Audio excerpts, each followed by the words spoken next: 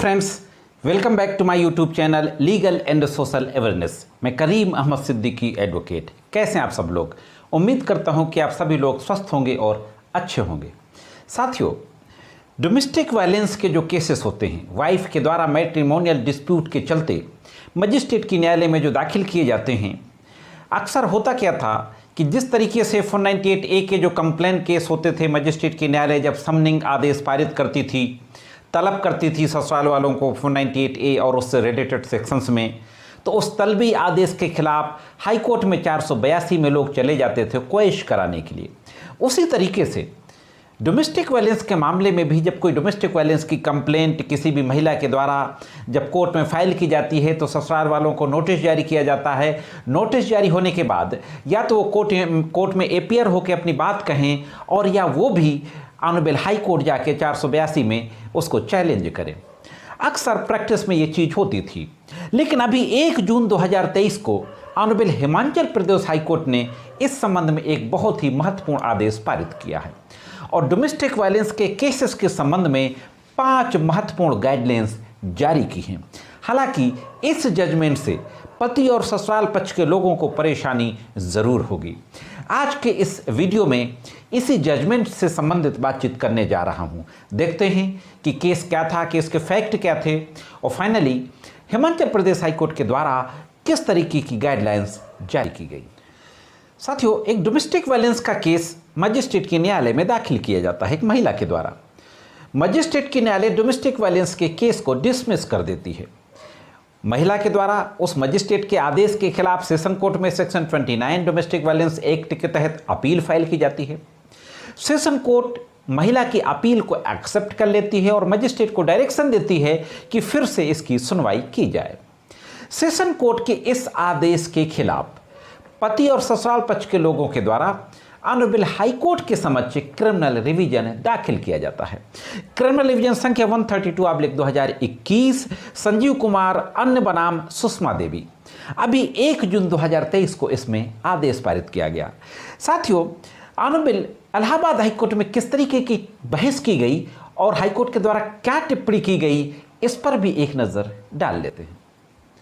साथियों, Himachal Pradesh high court की पीठ के द्वारा कहा गया कि इन दिनों घरेलू हिंसा के तहत कार्यवाही को चुनौती देने के लिए संहिता की धारा 482, 401, 397 और कभी कभार अनुच्छेद 227 के तहत भी याचिकाएं दाखिल की जा रही हैं।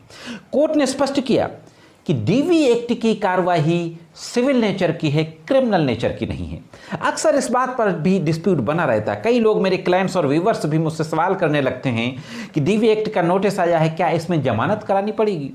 तो कोर्ट ने कहा कि डीवी एक्ट की कार्यवाही सिविल नेचर की है, और हम देखने में आजकल आ रहा है कि 482 में, 397 में क्रिमिनल रिवीजन और कभी कभी अनुच्छेद यानी आर्टिकल 227 में कॉन्स्टिट्यूशनल रिट भी फाइल कर दी जाती है डोमेस्टिक वायलेंस को चैलेंज करने के लिए। तो इस तरीके से यह टिप्पणी करते हुए 5 महत्वपूर्ण गाइडलाइन जारी की।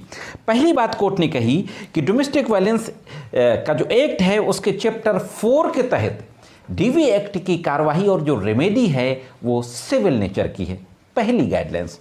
दूसरी बात कही कि सेक्शन 12 हो या सेक्शन 23 हो डीवी एक्ट का, दोनों भी एप्लीकेशंस की सुनवाई करते समय या तो सेक्शन 28(1) या सेक्शन 28(2) के तहत जो प्रक्रिया है उसको ही एडॉप्ट किया जा सकता है।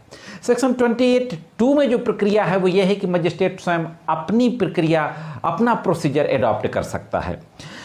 तीसरी जो गाइडलाइंस कही कि 482 की याचिकाएं सुनवाई योग्य नहीं हैं। बहुत बड़ा प्रिंसिपल लेट डाउन किया ऑनरेबल हाई कोर्ट की बेंच ने कि घरेलू हिंसा के मुकदमे के खिलाफ 482 की कोई याचिका दाखिल नहीं की जा सकती। हालांकि कोर्ट ने कहा कि 227 संविधान का सहारा लिया जा सकता है। और एक और महत्वपूर्ण केस ला का जिक्र किया, कामाक्षी वर्सेज लक्ष्मी नारायण। पूरी डिटेल आपके स्क्रीन पे है, और साथ ही साथ सुप्रीम कोर्ट का केस था ये, और एक मद्रास हाई कोर्ट की फुल बेंच के केस का भी जिक्र किया, Arun Daniel versus Suganya and others. ये दोनों केसेस की डिटेल आपकी स्क्रीन पर है।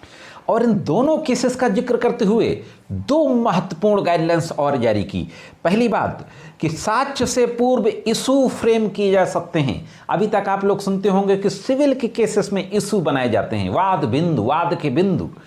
डोमेस्टिक वायलेंस के केसेस में भी वाद बिंदु बनाए जा सकते हैं। जब कोर्ट ने कह दिया कि this is a civil proceeding, तो निश्चित रूप से इसमें वाद बिंदु बनाए जा सकते हैं, इशू फ्रेम किए जा सकते हैं। और पांचवी गाइडलाइंस कही कि अगर मजिस्ट्रेट के न्यायालय को साक्ष्य की आवश्यकता नहीं लगती तो बिना साक्ष्य लिए इसकी कार्यवाही को डिसाइड किया जा सकता है। हाँ दोस्तों, यह भी एक बड़ी बात कही कि बिना एविडेंस लिए ही प्रार्थना पत्र को सुनकर डिसाइड किया जा सकता है।